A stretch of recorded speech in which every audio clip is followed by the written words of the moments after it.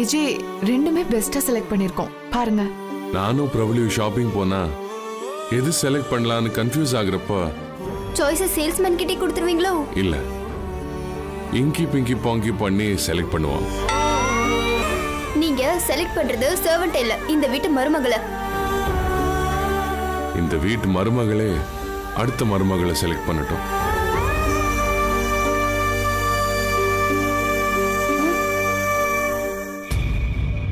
இந்த கல்யாணமும் ஓ முடிவு, கல்யாணம் பொண்ணும் ஓ முடிவு.